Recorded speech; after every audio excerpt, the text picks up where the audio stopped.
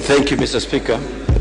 Thank you, Mr. Speaker. Mr. Speaker, before I begin the statement, I'd like to lay on the table of the House estimates of revenue, grants and loans of the Government of Kenya for the year ending 30th June 2013.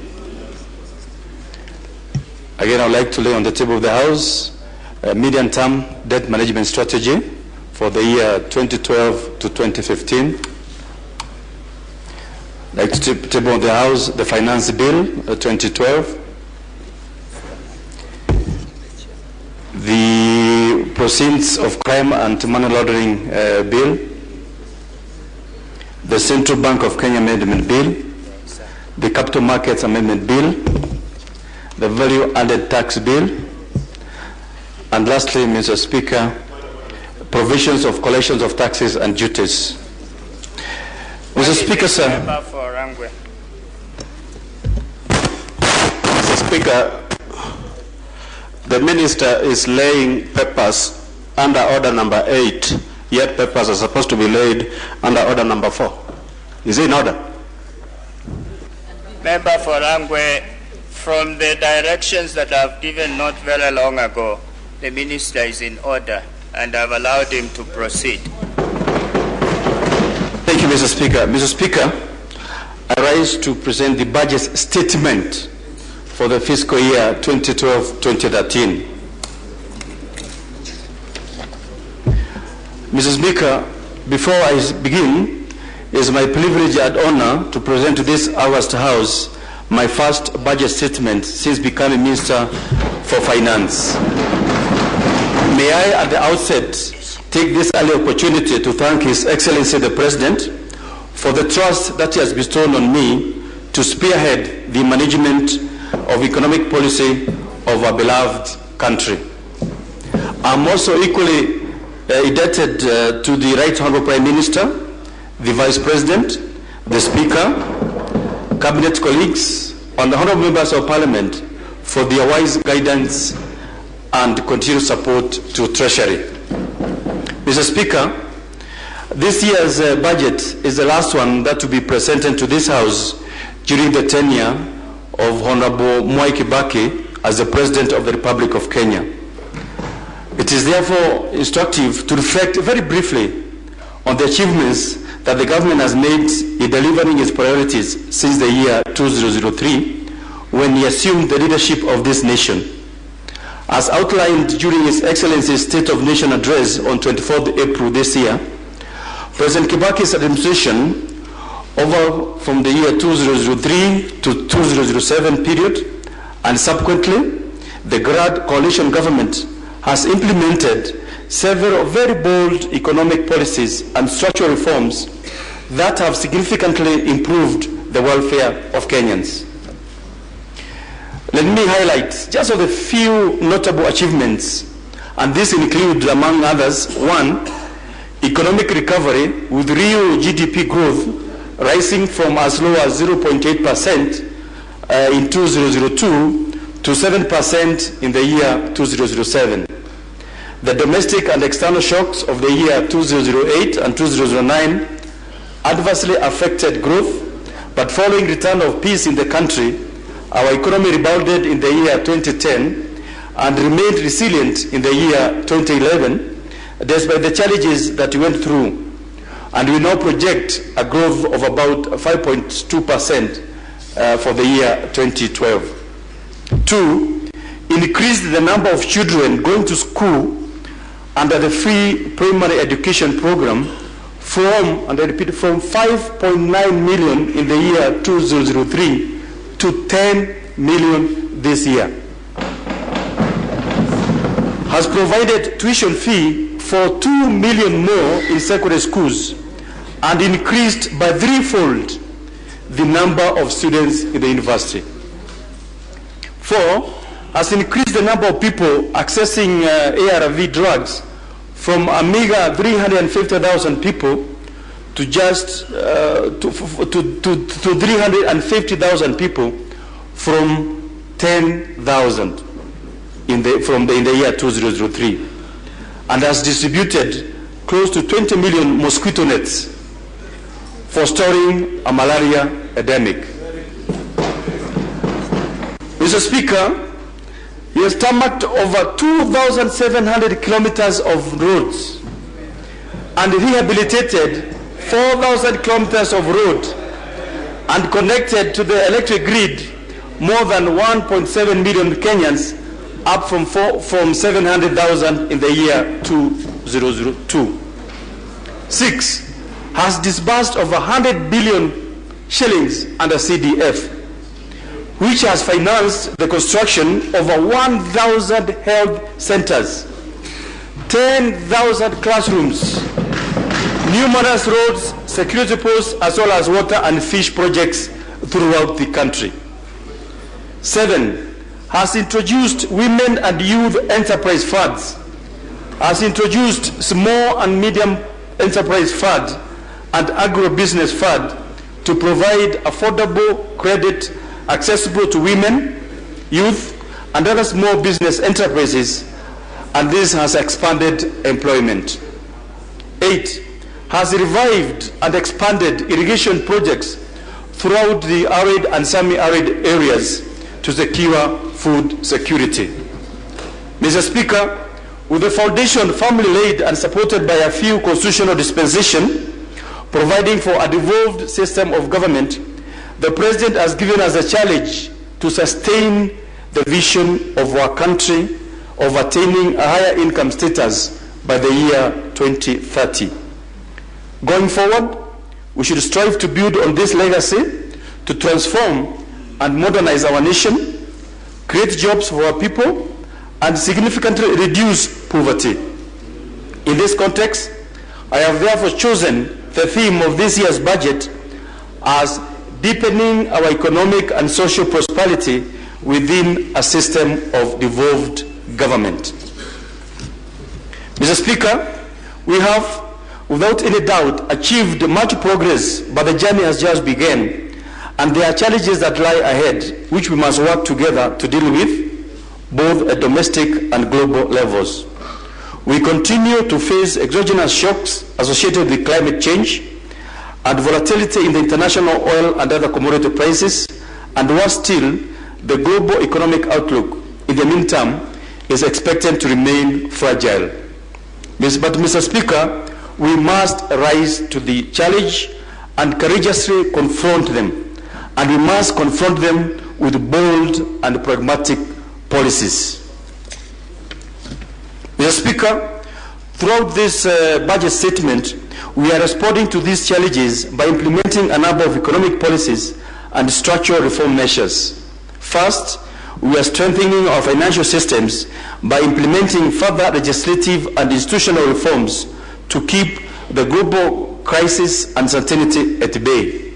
Second, we are scaling up infrastructure investments as the building blocks needed to achieve a more lasting and stable growth.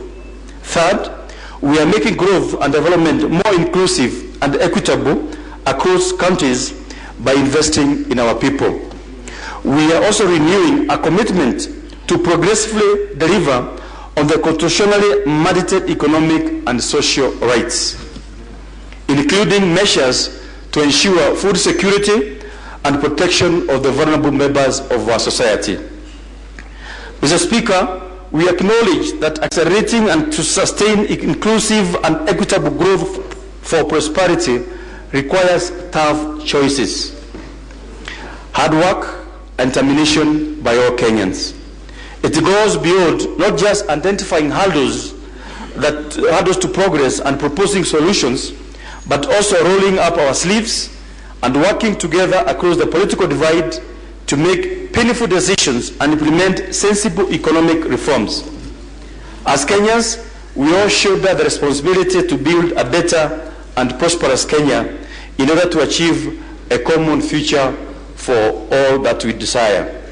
Mr. Speaker, throughout this budget, we recognize that for us to engage the youth in gainful employment and to put up a meaningful dent on poverty, we have to grow our economy uninterruptedly for many years, and it has to be inclusive growth. To do this, we have to continue investing in infrastructure, provide quality education and health care, deepen reforms in the public service to enhance efficiency and effectiveness, improve competitiveness by removing regulatory burdens on small businesses, and lastly, deepen regional integration. So, Mr. Speaker, this year's budget takes into account the principles of public finance as specified in the Constitution. The proposed budget is intended to continue stabilizing the economy and sustaining the growth momentum going forward. Accordingly, it will be necessary to, 1, accelerate growth even in the face of difficult domestic and global environment. 2, invest in infrastructure, especially in roads, energy, railways, and ports. 3, improve law and order to ensure security for our people and uphold property rights. 4, reform the public service to make it efficient and effective in service delivery and facilitate private sector growth. 5, provide adequate resources for priority social programs in education and health. 7, promote equitable rural development and invest in agriculture to assure food security. 7, provide adequate resources for the implementation of the Constitution. And lastly, set aside adequate resources for the general elections. Mr. Speaker, to achieve these objectives and still stay within sound fiscal framework is not easy, but we must confront our challenges boldly and within our means. We have to do more with the limited resources at our disposal, and therefore we have to work smarter and harder, as well as capitalize on our resilience and opportunities to move our country forward to prosperity. Mr. Speaker, let me now turn to the recent economic developments and outlook, and I'll start with the global environment. Mr. Speaker, due to continued global challenges, the world economy is now projected to grow by 3.5% and 4% for the year 2012 and 2013 respectively. The advanced economies are projected to grow at a sluggish pace, averaging 1.7% over the same period, while the developing countries, this is of Asia and sub-Saharan Africa, are expected to continue with a robust growth, averaging 6.7% and 5.4% respectively. The sovereign debt crisis in the euro area and the sluggish recovery in the US and other advanced economies pose significant risks to the global economic outlook. Mr. Speaker, allow me now to turn to the domestic economy. Mr. Speaker, as members may recall that 2008 was a very difficult year, but after implementing appropriate and bold policies, we emerged strong, with the real GDP expanding from a low of 1.7 to 5.8% in the year 2010. This broad-based growth momentum was, however, slowed down to about 4.4% by challenges related to high commodity prices in the year 2011. Mr. Speaker, addressing the inflationary pressures and containing the depreciation of the shilling exchange rate has been a challenge this year. However, following tightening of both monetary and fiscal policies and the easing of food and international oil prices, these pressures, I'm happy to report, have eased significantly. We therefore expect inflation to continue to decline. We should support lower interest rates, and measures will be put in place to ensure the stability of the shilling going forward. Looking ahead, Mr. Speaker, the economic prospects for the year 2012 are favorable, but risks remain. Real GDP growth is expected to grow by 5.2% in the year 2012. Over the medium term, growth is expected to pick up to about 6.0%, bolstered by continued expansion in agriculture, tourism, construction, transport and communication, and ICT. While exports will continue to benefit from the relatively strong growth in the sub-region and emerging economies of India, Brazil, China, and Eastern Europe, new measures will have to be introduced to diversify and promote Kenya's export globally, especially export of services. Mr. Speaker, whereas the projected growth is still below the target envisioned in the Vision 2030 and below the rate needed to significantly reduce poverty and draw more youth to employment, we recognize that further upscaling would require mobilizing larger amounts of resources, raising factor productivity, and moving to a higher value added and more efficient production structure to increase export growth. Mr. Speaker, given the limited public resources at our disposal, we rely on the private sector to meet the economy's resource requirements while we provide the appropriate market environment to promote efficiency. To achieve this, the government will sustain microeconomic stability, undertake further structural reforms to improve efficiency in the public service, enhance private sector access to credit through further reforms of the financial sector, and increase private sector participation in infrastructure development under a robust private-public partnership agenda. Mr. Speaker, honourable members will recall that we submitted the 2012 budget policy statement in April this year. We are indicating that the baseline ceilings therein are not taking into account the additional spending proposals that were under consideration. The 2012-13 budget estimates now include about Kenya shillings 50 billion as additional to the ceilings initially allocated to ministries. These additional expenditures relate to 1, implementation of the Constitution governing proposals not accommodated within the baseline ceilings. 2, strategic intervention in areas of education and health, especially recruitment of teachers and nurses. Infrastructure covering urban commuter railway upgrade and rural and feeder roads. Security, particularly recruitment of additional security personnel. Agriculture, especially irrigation programs and other food security programs. Specific consideration to job creation for the youth based on sound initiatives identified within and outside the normal budget preparation. And lastly, interventions identified during the county stakeholders consultations for the 2012 medium-term expenditure framework budget. Mr. Speaker, to accommodate these additional expenditures, we rationalized ministerial proposals to realize savings, including using Kenya shillings 1.1 billion that had initially been set aside for the contribution to the civil service pension scheme, which is now expected to be effective beginning July 2013. In addition, we expect additional resources from the African Mission in Somalia, that is AMISOM, to accommodate increased expenditure of the defense budget. And finally, Mr. Speaker, additional room arose with the firming up of the resource envelope. Mr. Speaker, with these adjustments and the Parliament's recommendations on the budget policy statement, we prepared estimates of expenditure, which we submitted to this House on 26th April this year, in accordance with the Constitution. Mr. Speaker, I wish to sincerely thank honourable members and especially the Parliamentary Budget Committee for the comprehensive review of the estimates, recommendations thereof, and very incisive debate that took place in this House. I want to assure honourable members that we shall review and consider these recommendations as we finalize the appropriations bill.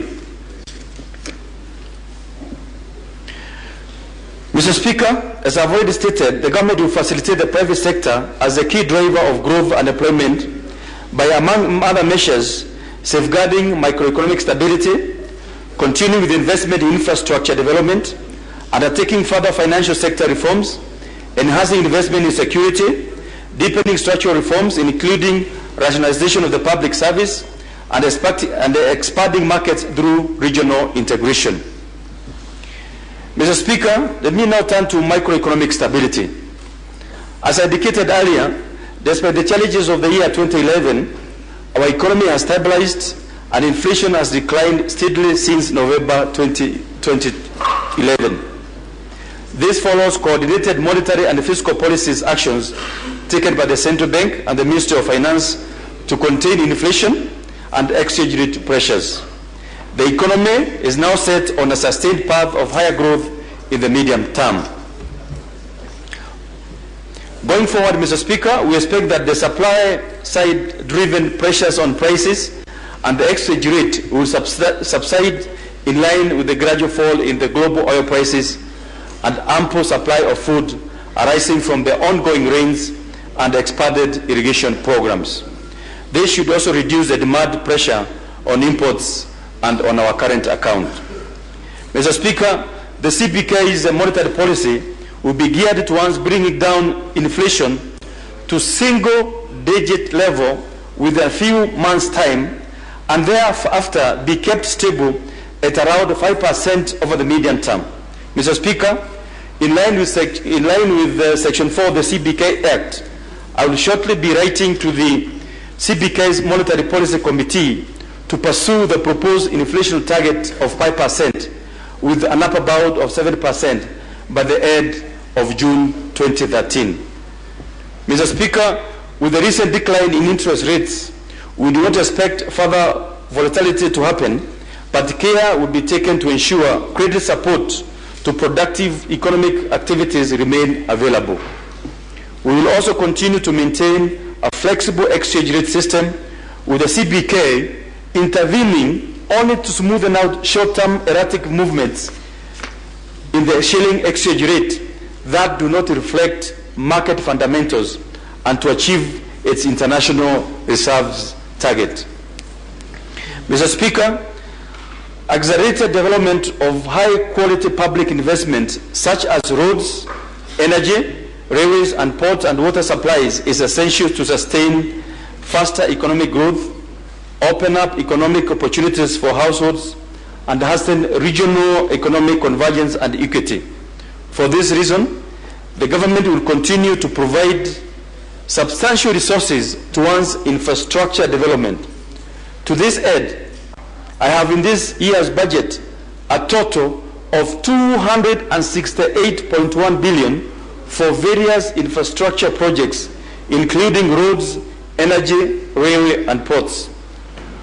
For roads, Mr. Speaker, we are continuing to improve the general conditions of our highways, urban and rural areas. The overall budget for the Ministry of Roads is 123.6 billion, up from 104.3 billion in the previous year. For energy, Mr. Speaker, for us to have reliable and affordable energy to sustain economic growth, the Ministry of Energy has been allocated 79.9 billion, up from 57.5 billion in the previous year. For urban commuter rail system, Mr. Speaker, we want to continue this program so as to modernize commuter rail that was started 2 years ago. I have therefore allocated 1.45 billion towards completion of the line linking the airport to the central railway station. This first phase of commuter upgrade project will enable our international guests and city residents commuting through Mombasa Road to access a faster and affordable and a more comfortable commuter railway service. Mr. Speaker, despite these resources dedicated towards infrastructural projects, their implementation continues to face challenges. To overcome these past legacies, the government will develop and institutionalize a framework for efficient and effective planning and management of public sector investment projects. We expect that with the new private-public partnership registration that will soon be coming to this House, private sector participation in the provision of infrastructure will increase, thus resulting in improved infrastructure coverage and reduction in cost of doing business. Mr. Speaker, allow me now to turn to the financial sector reforms. Mr. Speaker, strengthening financial sector regulations and coordinated supervision within and across the border is critical to building effective firewalls necessary for achieving durable and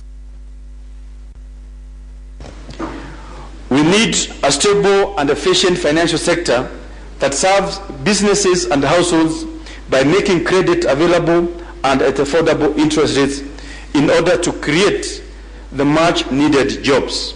To this end, we shall make the following interventions. First, implement consolidated supervision to enhance oversight of the banks with cross-border operations. This will hinge on information sharing and coordination between CBK and other regulators, particularly in the region where Kenyan banks are expanding their footprints. Two, expand credit information sharing mechanism to include various providers beyond banks, such as credit-only microfinance institutions and SACCOs. This will enhance credit risk management in banks and other credit providers. Three, expand supervisory procedures to ensure full monitoring of financial businesses driven by bank agents under the newly introduced agency banking model and through the use of mobile banking. Fourth, developing a robust legal frame for the supervision of development finance institutions such as Agricultural Finance Corporation, Kenya Industrial Estates, IDB, ICDC, and KTDC. A new bill is currently being developed to facilitate reforms in this sector. And lastly, implement further reforms of the Proceeds of Crime and Anti-Money Laundering Act of 2009 to seal any loopholes and include transactions under other financial sector players, especially those in the insurance and capital market. Mr. Speaker, to further strengthen the supervisory capacity, safeguard stability and enhance efficiency of the financial sector regulators, the government will shortly commence a process to establish a consolidated financial sector regulatory framework, bringing together the Capital Markets Authority, Insurance Regulatory Authority, and Retirement Benefits Authority. Similarly, the Banking Supervision Department will be re-established as an entity under a reviewed CBK Act with a clear mechanism for allowing coordinated and effective financial sector supervision. Mr. Speaker, allow me now to turn to security. Mr. Speaker, security, effective enforcement of law and order, and protection of property are crucial for stability, accelerated growth, and employment. For this reason, I have enhanced the budget allocation for the national security sector from Kenya shillings 78 billion shillings in 2011-2012 to 83.5 billion for this year to respond to both external and internal related security challenges. Internally, Mr. Speaker, we are equally enhancing the policing capacity to stem any security threats. To this end, I have allocated 65.9 billion to the Internal Security Ministry. This includes 1.4 billion towards the purchase of motor vehicles so as to enhance police response and patrol. I have, Mr. Speaker, further allocated 2.5 billion for the recruitment of additional 3,500 police officers and also provided 300 million shillings for setting up the National Police Service Commission and the Independent Oversight Police Authority in order to enhance efficiency, effectiveness, and accountability of the police force. Mr. Speaker, improving efficiency and increasing total factor productivity is critical to achieving high-level competitiveness, which is critical for sustainable growth and development in our country. Therefore, the government, through this budget, reiterates its commitment to deepening structural reforms in order to improve efficiency and effectiveness in the public service delivery. Mr. Speaker, partly to remove bureaucratic inefficiencies and functional overlaps in the public service, the Constitution limits the size of the executive, legislature, Supreme Court, county government, commissions, and independent offices.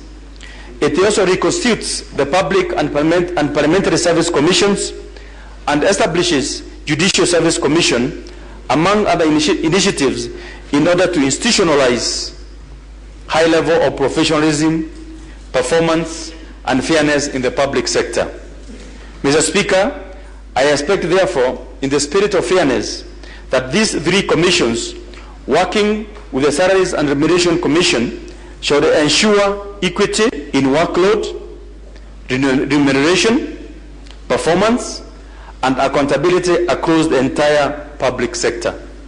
In particular, the Salaries and Wage Commission will develop criteria which, when applied, will ensure that salary remuneration reflect productivity and thus promote competitiveness.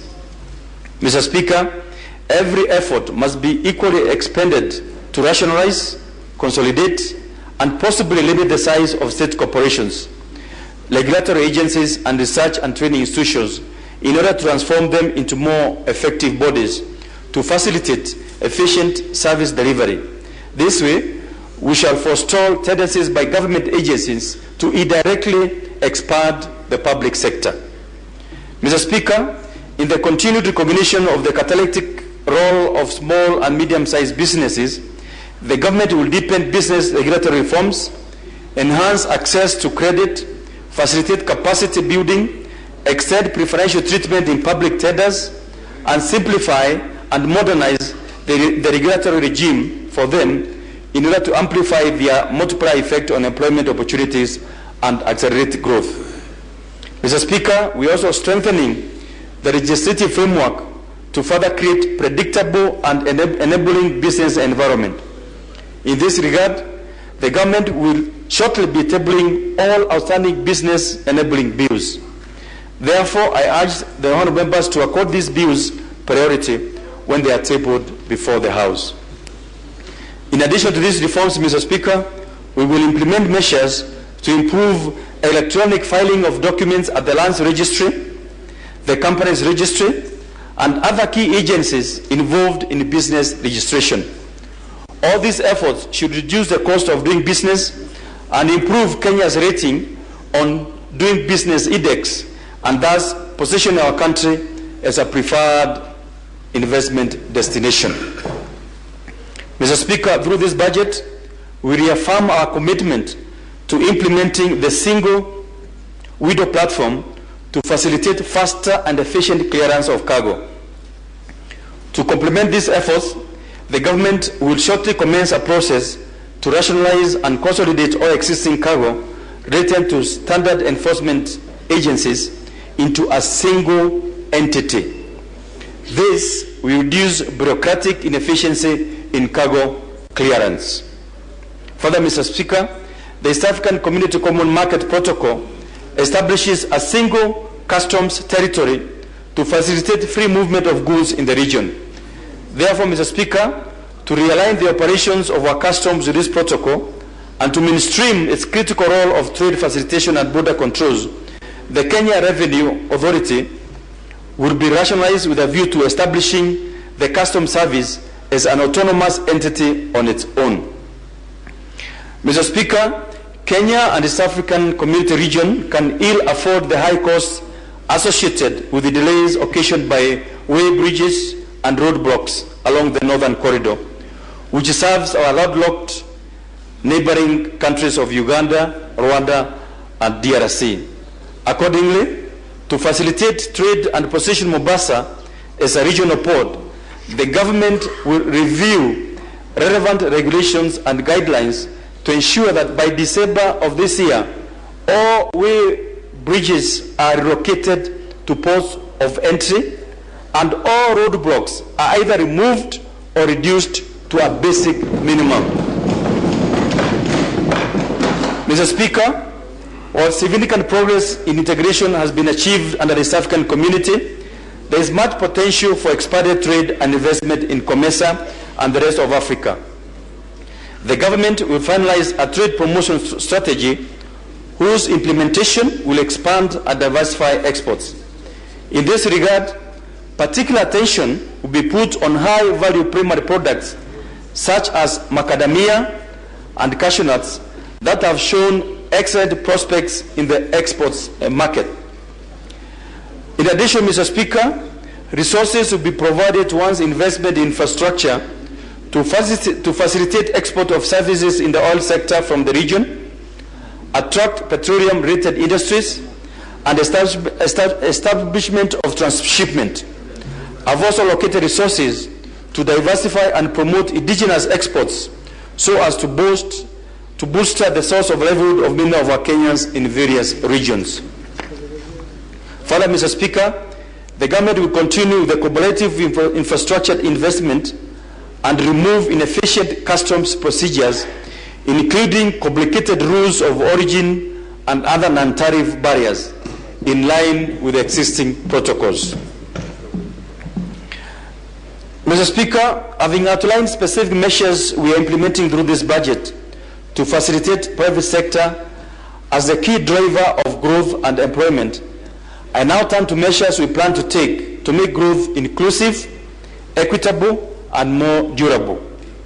This means continued investment in people's education and health, as well as rural development and food security. Therefore, Mr. Speaker, the priority sectors such as education, health, social safety nets, agriculture and rural development, drought mitigation and management, and disaster response, constitutional implementation, and funding the general election will continue to receive adequate resources. I emphasize, will continue to receive adequate resources. And through this budget, we are reaffirming this commitment. Mr. Speaker, medium-term priorities in education spending include catering for the expanded enrollment at all levels of education and training through increased infrastructure and teaching staff.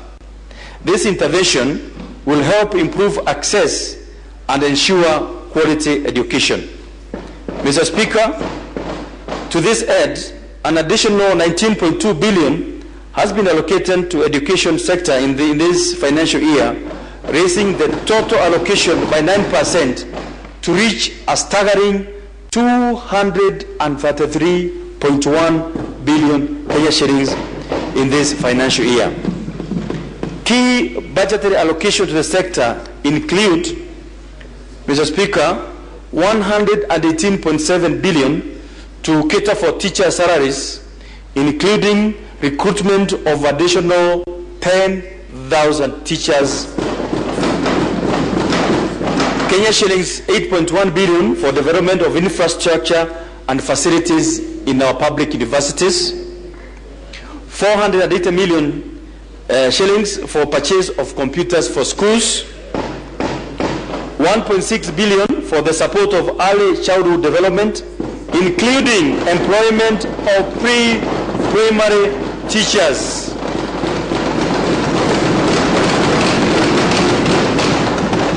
Mr. Speaker, 1.9 billion for building classrooms and improving physical facilities in primary and secondary schools. Kenya shillings 8.3 billion for free primary education and 19.7 billion for free day secondary education. Mr. Speaker, sir, honorable members are aware that we acted swiftly to put in place a safety net to cushion the poor households against further suffering during the 2011-2012 budget. To continue with this support, we have allocated an additional 1.1 billion for the bursary program to cater for the bright orphans and children from poor households in secondary schools throughout the country. I have also allocated Kenya shillings 300 million towards provision of sanitary towels for girls from poor families. I repeat, from poor families in primary schools. Once again, I urge honorable members and Kenyans at large to be fully involved to strictly ensure that only deserving orphaned, poor, and needy children benefit from these interventions. Mr. Speaker, allow me now to turn to provision of quality health care.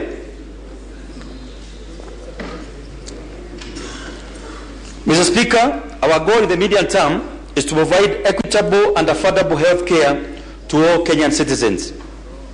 While good progress has been made over the years in terms of reduced mortality rates, the sector still faces challenges which include inadequate infrastructure, qualified health personnel, medicines, and medical supplies.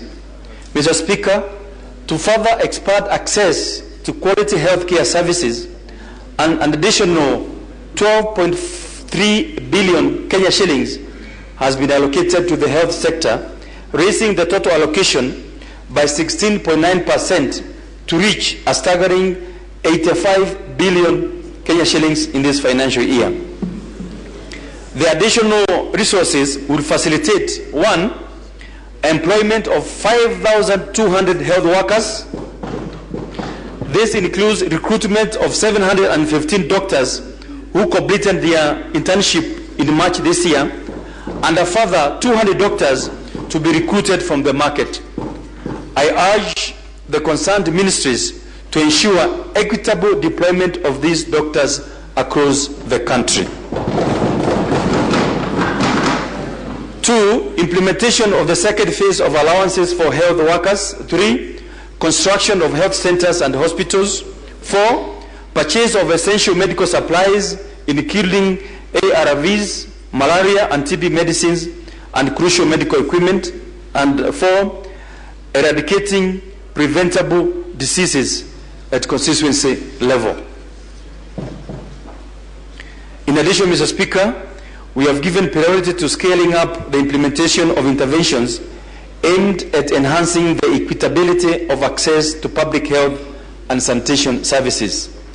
Such measures will include, 1, improving immunization coverage for children, ensuring that most deliveries are conducted under the care of skilled health attendants, and reducing morbidity and mortality from malaria, HIV/AIDS, tuberculosis, and other non-communicable diseases. Mr. Speaker, I believe that it's about time we confront with resolve the economic and social challenges brought about by drug and alcohol abuse, especially among the youth. If unchecked, we may not be able to achieve the development goals we have set up under Vision 2030. In this regard, I have allocated a staggering 1 billion Kenya shillings to NACADA to fully enforce the provisions of the Alcohol Control Act, famously known as the Mutuzo laws.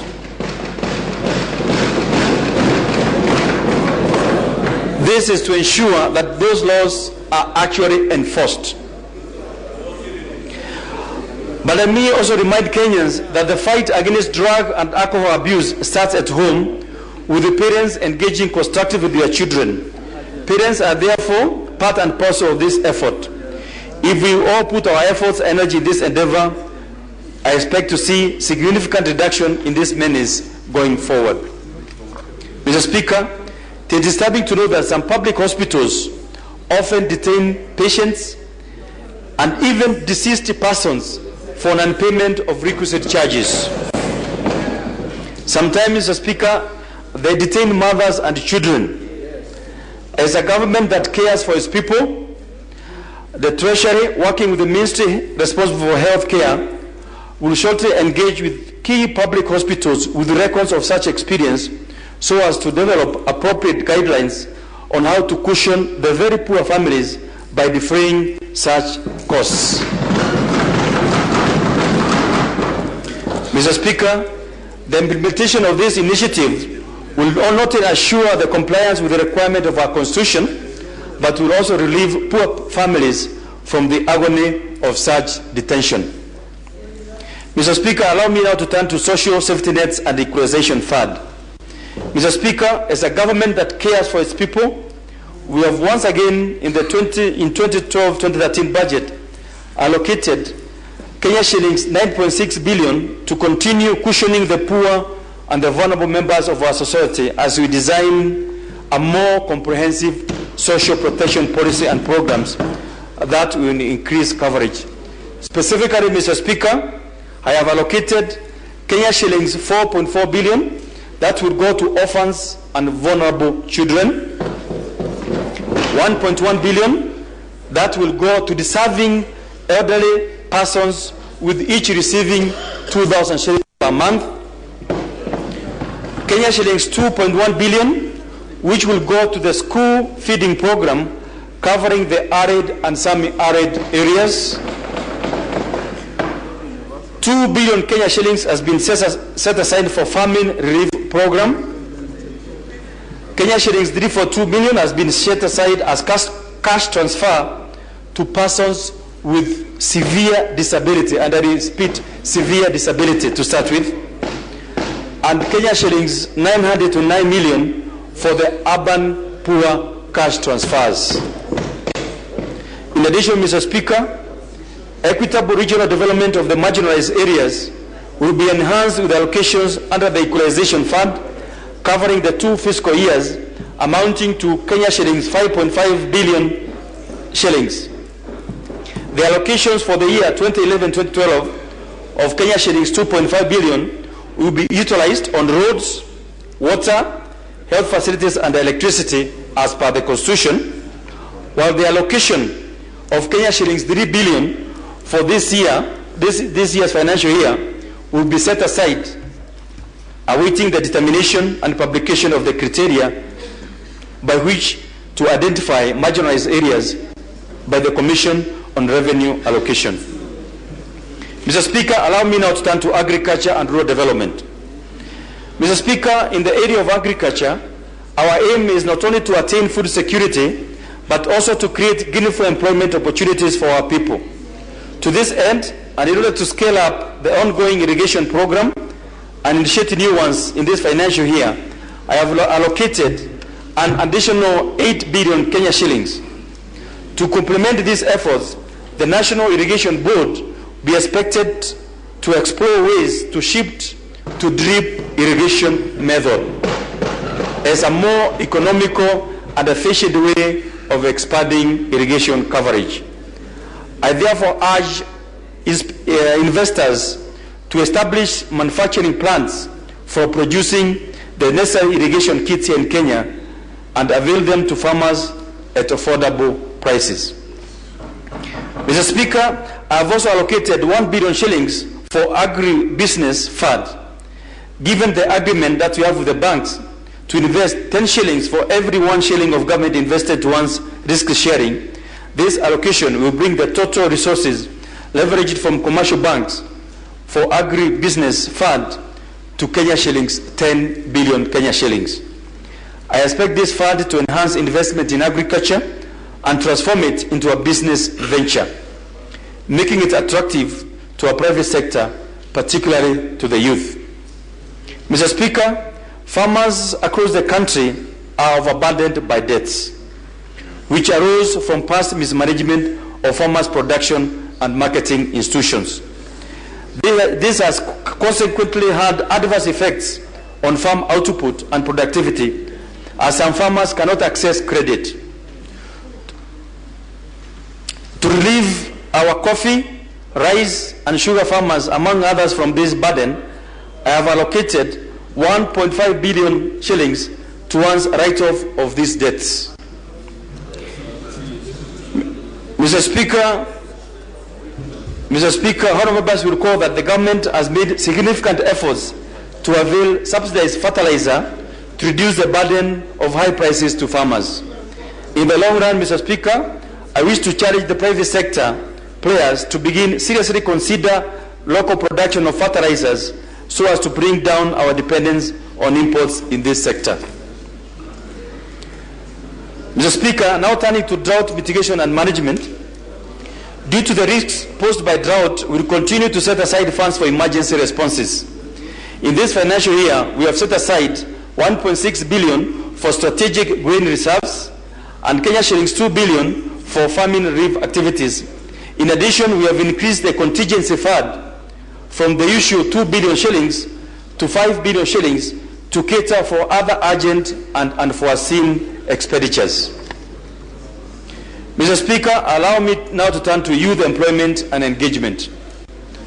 Mr. Speaker, to increase labor absorption of our youth, we have carried forward the youth empowerment programs initiated in the current financial year. The Kenya Youth Empowerment Project has been funded to the tune of 491 million Kenya shillings to cater for labor-intensive works and social services, in addition to providing training and passing on the relevant work experience and enhancing the employability of youth working together with the private sector. Mr. Speaker, I have also enhanced the Youth Enterprise Development Fund and the Women Enterprise Fund by Kenya shillings 550 million shillings and 450 million Kenya shillings respectively. I wish to call upon the youth of this country to take advantage of this fund and borrow to start their own business ventures. I also urge the management of these funds to enhance resource. Mr. Speaker, given some of the recent challenges the management of these funds, the government will undertake a comprehensive review of the existing framework to determine viability of alternative delivery mechanism, including transforming these enterprises into a bank of channeling such funds through commercial banks. Mr. Speaker, let me now turn to settlement of internally displaced persons. Mr. Speaker, the government has over the last 4 years allocated funds to settle those fellow Kenyans who are displaced during the post-election violence. I'm happy to report that we are now on the last phase of this exercise. And Mr. Speaker, to bring closure to this issue of IDP, I have allocated Kenya shillings 1.8 billion Kenya shillings. This will bring the total amount spent on IDP resettlement to 15 billion Kenya shillings since the year 2008. We now expect that the entire affected persons, having now secured their livelihood, will join other Kenyans to contribute to nation building. Mr. Speaker, turning to constitution implementation, with respect to implementing the constitution, we have prioritized resources for setting up essential structures for the National Assembly and the judiciary to operate under the new dispensation. In this connection, the National Assembly budget has been enhanced to Kenya shillings 17 billion Kenya shillings. This is a 67.3% increase over the previous year's budget, while that of judiciary has been enhanced to 15.4 billion, which is over 100% increase from the allocation provided in the previous year. Mr. Speaker, with respect to devolution, we have costed the devolved functions in readiness for the county government to perform their functions as soon as they are on board. These costs amount to about 148 billion Kenya shillings for this financial year. I have allocated 3 billion Kenya shillings towards other constitutional reforms, which includes provision of county offices facilities wherever necessary. This brings the total amount allocated to county governments to 26% of the most recent audited revenues, which I'm sure members will note is well above the minimum 15% set by the Constitution. In addition, as indicated earlier, we have set aside resources for the equalization fund amounting to 3 billion Kenya shillings. 3 billion Kenya shillings. Honourable members will notice in the printed estimates that funds earmarked for the vote fractions under each vote head has been provided, so that you can be able to know what is in each country. Mr. Speaker, during the transition period, the national government will continue to provide services based on the costing of the vote functions, but will ensure that resources are shifted towards those countries that have been marginalized in order to affect equitable development throughout the country.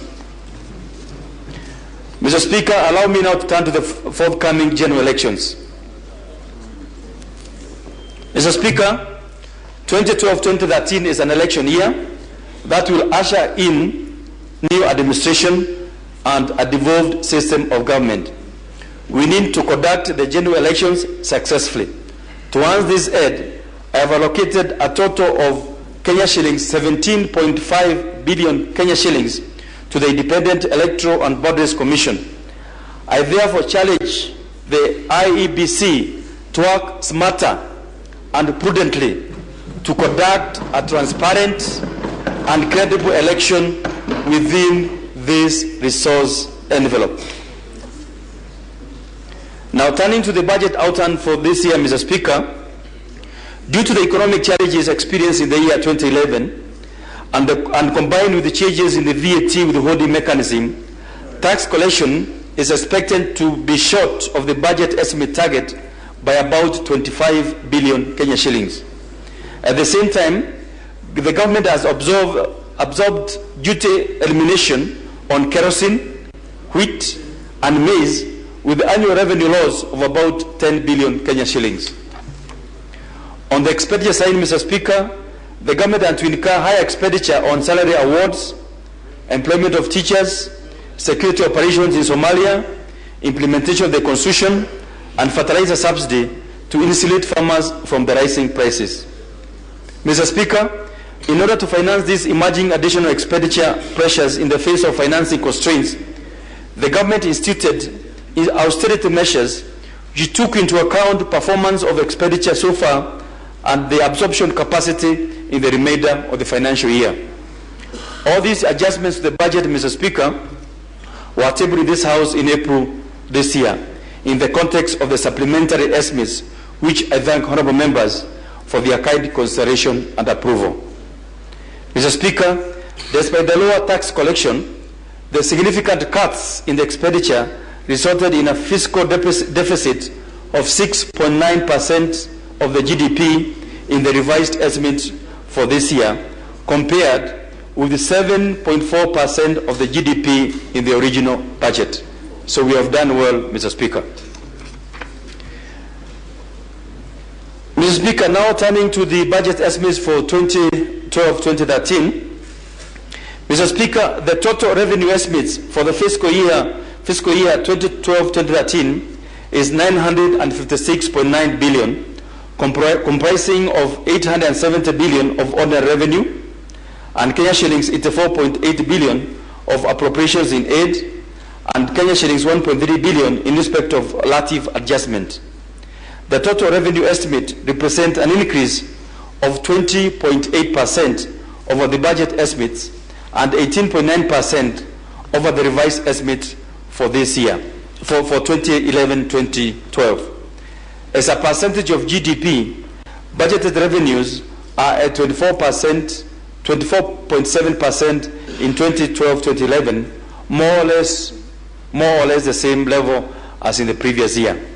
Mr. Speaker, the targeted revenue is predicated on the projected economic growth, the ongoing reforms in the tax policy and administration, as well as new tax measures that I will outline later in my statement. Mr. Speaker, with respect to expenditure, a total of 1,489.9 billion, including contingency provision, is budgeted for 2012-2013.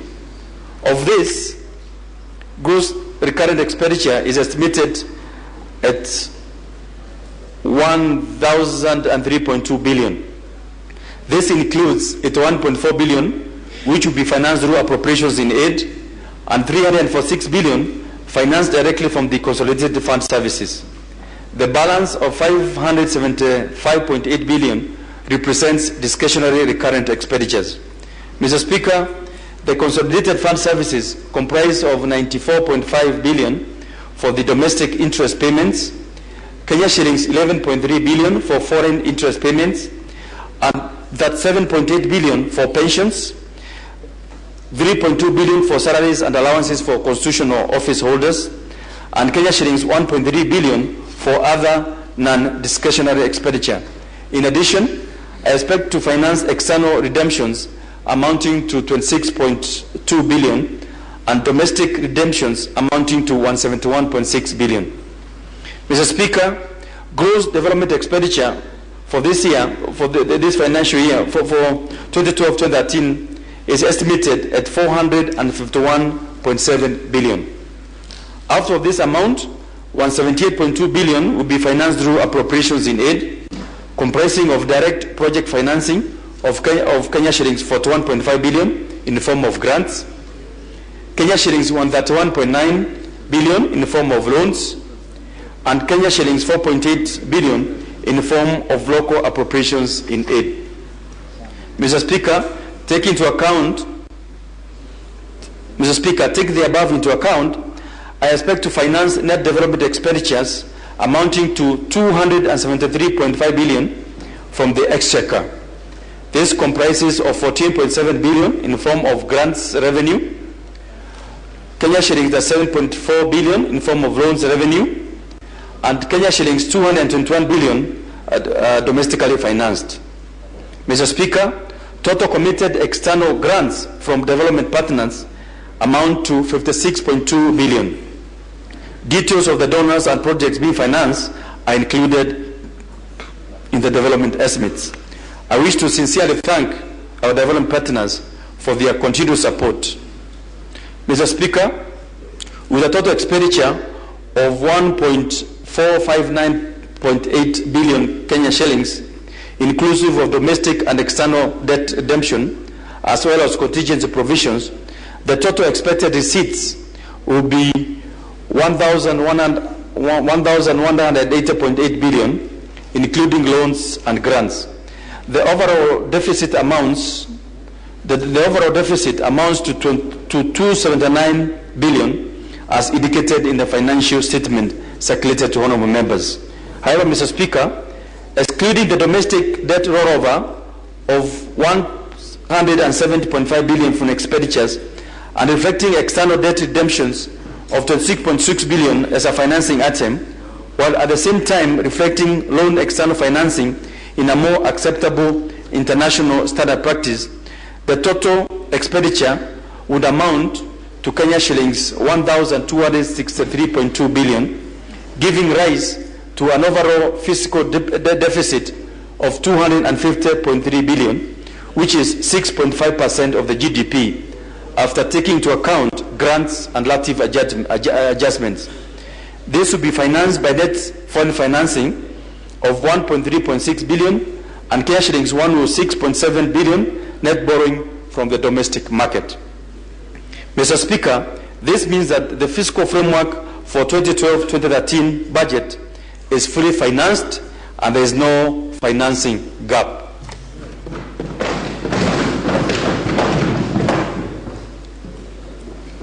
Mr. Speaker, let me now turn to taxation and other measures. Mr. Speaker, the rest of my statement outlines various tax measures and miscellaneous amendments that I intend to introduce through the Finance Bill 2012 to be tabled in this House. I therefore, Mr. Speaker, request that the remainder of my statement be regarded as notice of motion to be moved before the Committee of Ways and Means. Mr. Speaker, over the recent past, the government has maintained levels of tax rates, especially under the income tax and the VAT, while import duties have declined over the last 80 years. This notwithstanding, expenditures have risen over the same period. Mr. Speaker, we have been able to sustain this level of expenditure through enhanced administrative measures and tax reforms. We nevertheless recognize that more needs to be done to achieve optimality in our tax system. Mr. Speaker, the tax measures and other miscellaneous amendments I intend to propose hereunder are categorized into 5 broad priority areas, which complement the broad policies I've already outlined in the earlier part of my statement. And these are: 1, facilitating private sector growth for employment; 2, investing in the people and supporting rural development; 3, promoting equity and fairness in the tax systems; 4, further reforming the tax system for efficiency and effectiveness; and lastly, strengthening financial sector stability for growth and employment. Mr. Speaker, as I have already stated, private sector plays an important role in generating growth and creating employment for our economy. For this reason, I have proposed additional measures under the taxation to further support its expansion. Mr. Speaker, our manufacturing subsector has been going through tough times due to various challenges, especially unfair competition from cheap imports from the Far East. In this regard, in order to cushion our iron and steel manufacturers from this undesirable practice, I propose to increase import duty on galvanized wire from 0% to 10%. This will protect our local industries. Mr. Speaker, as all members may be aware, the entire world is targeting the year 2015 as the deadline to migrate from analog to digital television signals. To make the set-top boxes, which form an integral part of this migration, available to Kenyans at affordable price, I propose to remove duty on the importation of these gadgets. Mr. Speaker, the telecommunication and ICT subsectors have continued to play a critical role in the entire economy. In order to continue supporting these critical subsectors and further spur economic growth, I propose to remove duty on all imported software to make it cheaper for our people and further attract foreign investors in the industry.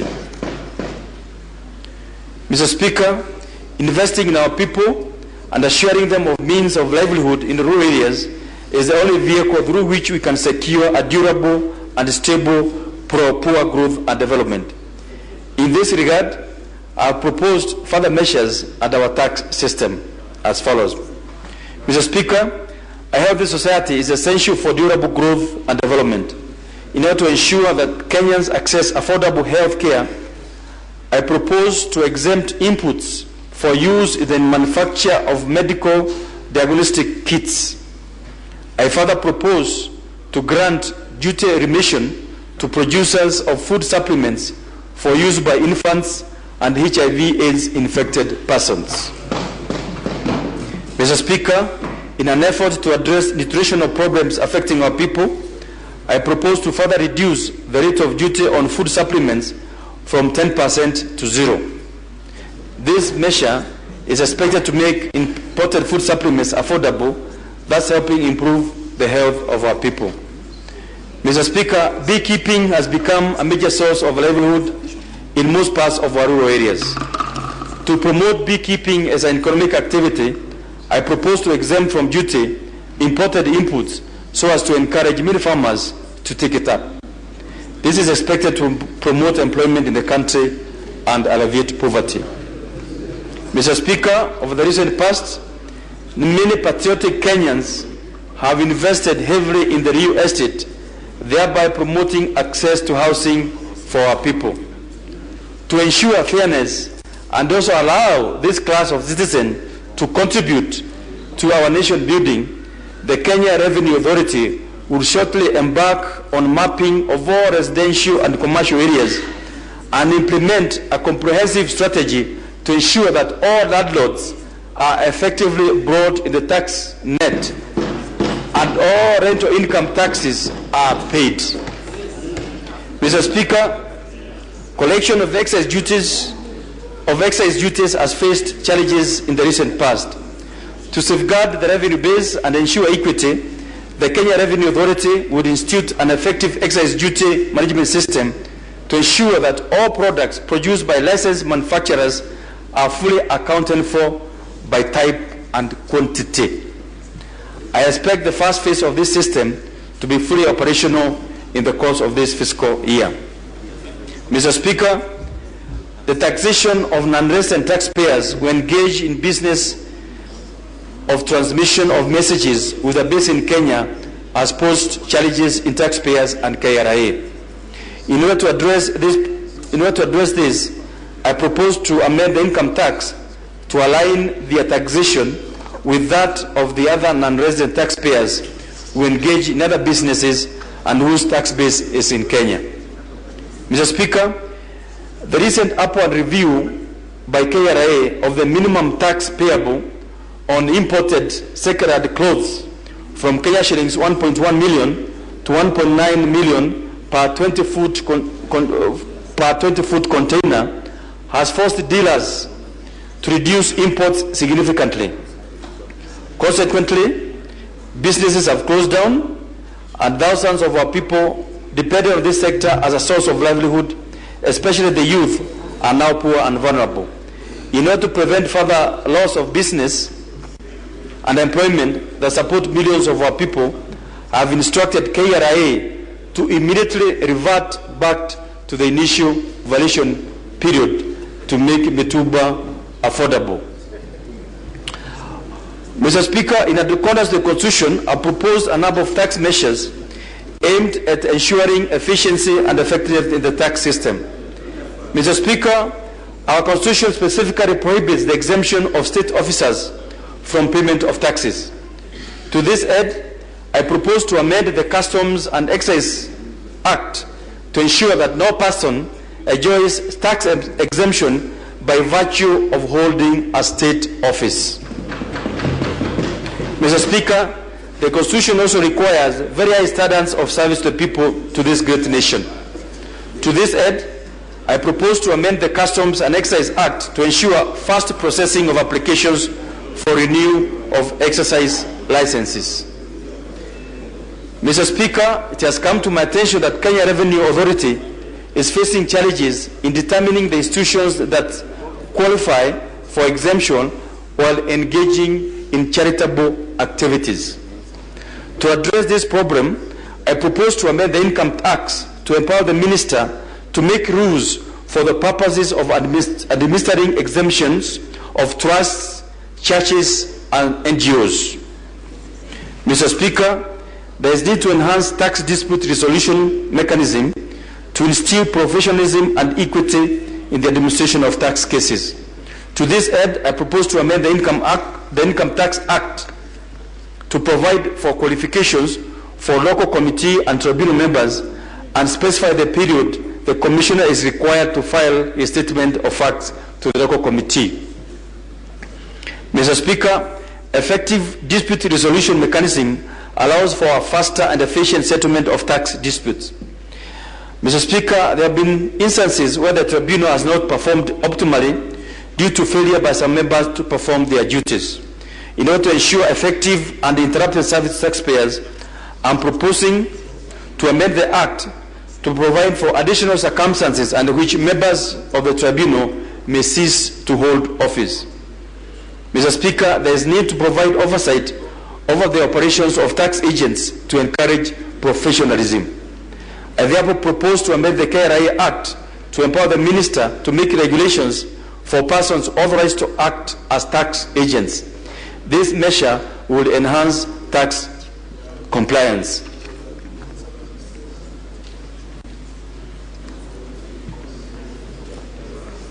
Mr. Speaker, as promised by my predecessor last year, my ministry has now finalized the review of the VAT law to align it to the Constitution by making it simpler, modern, based on international best practices. After extensive consultations with the key stakeholders, including relevant departmental committees of Parliament, the draft bill was discussed and approved by Cabinet. I am therefore pleased through this budget to table the VAT bill for 2012 for debate and approval by this House. Similarly, Mr. Speaker, we committed to review all the taxes in order to simplify and modernize them. Accordingly, my ministry has commenced work towards a review of the Income Tax and Customs and Excise Tax Act. I expect this assignment to be completed by the end of this financial year. Mr. Speaker, as I have alluded to, we shall also undertake a holistic review of the administrative structure of KRA to give effect to the objective of these reforms. Mr. Speaker, our country sits on large reservoir of mineral resources.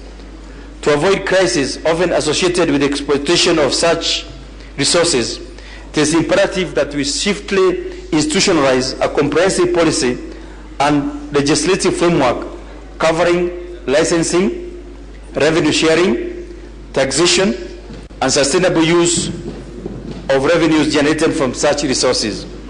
Mr. Speaker, to this end, my ministry, working with the relevant line ministries, will shortly organize a workshop to deliberate and draw a conceptual framework on how to make this process forward in an inclusive manner. Mr. Speaker, individual retirement benefit schemes are an important vehicle through which increased coverage of savings for retirement can be achieved. To strengthen governance and encourage their growth, I propose to amend the law to bar individual retirement benefit schemes from appointing corporate trustees rated with their sponsors. This will go a long way to remove conflict of interest in the administration of these important schemes and safeguard the interests of Kenyans who save through these schemes. Mr. Speaker, our commercial banks have continued to extend their presence in the region. However, the activities of their subsidiaries have a direct impact on the safety and stability of our banks. There is need, therefore, Mr. Speaker, to focus more on the transactions of their rated parties. To this end, I propose to amend the Banking Act to provide for a robust, effective, and comprehensive consolidated supervision framework to enable Central Bank to adequately supervise banks and their subsidiaries. Mr. Speaker, the trend globally is towards convergence of the financial services where banking, insurance, and stock brokerage are being offered under one roof. In order to facilitate a one-stop shop financial service solution, I propose to amend the Banking Act to expand the scope of banking businesses to include incidental financial services that can be offered by banks subject to review and approval by the Central Bank to ensure adequate risk mitigation. Mr. Speaker, in the recent past, we amended the law to allow for banks to subcontract agents to provide basic banking services on their behalf. However, we do not require the banks to be liable for the acts and omissions of their agents, hence exposing their customers who use these services. In order to correct this anomaly, I propose to amend the Banking Act to expressly make banks liable for the acts and omissions of their agents in relation to banking business. Mr. Speaker, for a long time, the National Securities Exchange has been used by fairly large companies to access capital, among other things. The high threshold in law has denied the small and medium enterprises the opportunity to access long-term and relatively cheap capital, as well as raising their profiles through participation in the NSE. In order to address this problem, I propose to amend the law to create a framework for growth enterprise market segment within the Nairobi Stock Exchange, targeting small and medium enterprises. Mr. Speaker, we have two different security settlement infrastructure. One is based at the Central Depositories and Settlement Corporation, CDSC, and the other at the Central Bank of Kenya. However, international best practice points to a single and efficient securities settlement infrastructure for both fixed income and equity securities. In order to facilitate the setting up and making operational a single CSD, I propose to amend the Central Depositories Act to include government securities as part of eligible security for purposes of clearing and settlement. Mr. Speaker, scrap metal dealers who buy stolen and vandalized cables, wires, railguards, road signage, transformers, among others, are economic criminals who deserve to live in jails. To this end, I propose to amend the law to empower the Minister for Internal Security to issue regulations requiring identification and traceability of all scrap metals handled by dealers. I propose to further introduce a penalty of 1 million Kenya shillings or imprisonment for a term not exceeding 3 years for anyone who breaks this law. With these measures in place, I wish, Mr. Speaker, to put on notice these unscrupulous metal dealers. Their days are now numbered. Mr. Speaker,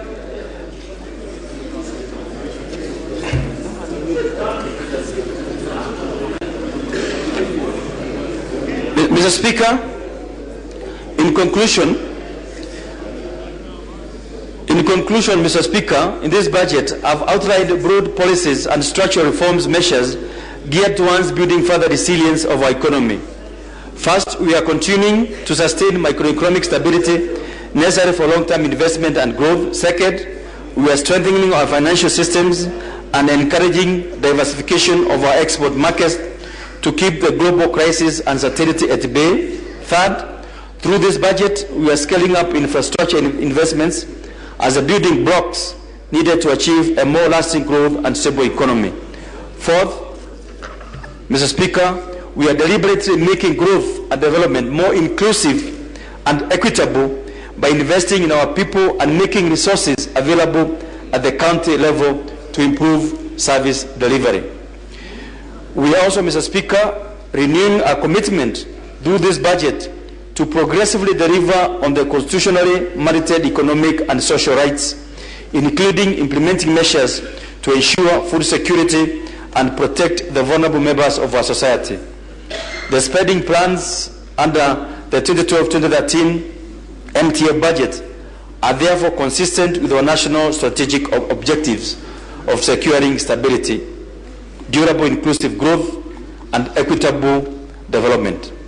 The attainment of these goals define the Kenya we all aspire for and for which we must all work hard to build. Finally, Mr. Speaker, the framing of this budget would not have been a reality without the unwavering commitment by my permanent secretary and the staff of the Ministry of Finance. I therefore wish to thank them, together with all the other officers in the line ministries, for their dedication to this very important civic duty. Mr. Speaker, I beg to move. Order, Minister. Order, Minister. Perhaps you want to proceed and table that financial statement, and secondly, give appropriate notice of motion.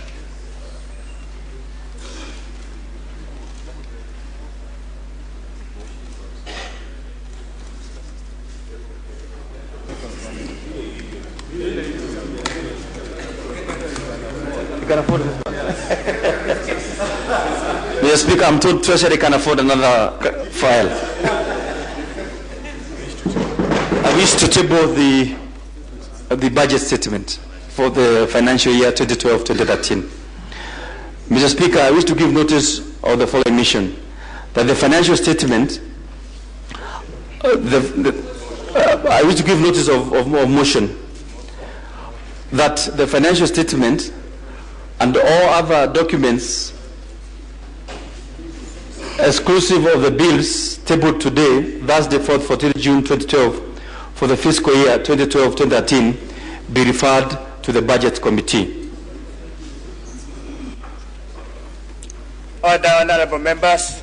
Honorable members, just like we did last year at this point in time, in conformity with President and practice of the House, honorable members have notice of the motion as given by the Minister for Finance.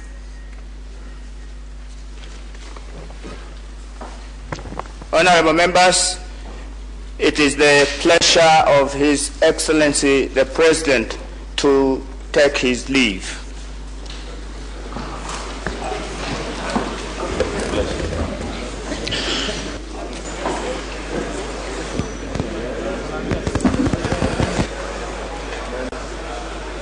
Honorable members, as His Excellency the President leaves, you are all invited, together with other guests, to have a cup of tea in the gardens proximal to the press center. That brings us to the end of business for today. The House therefore stands adjourned until Tuesday, the 19th of June at 2:30 p.m.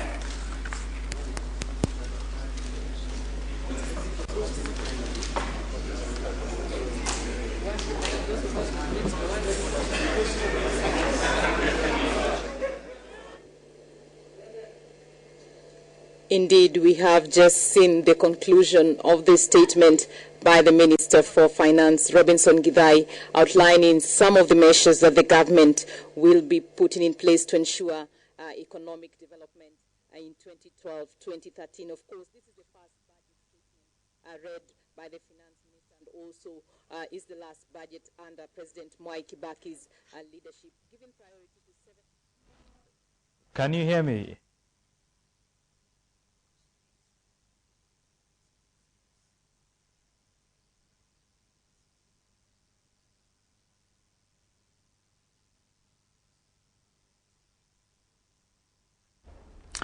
Well, and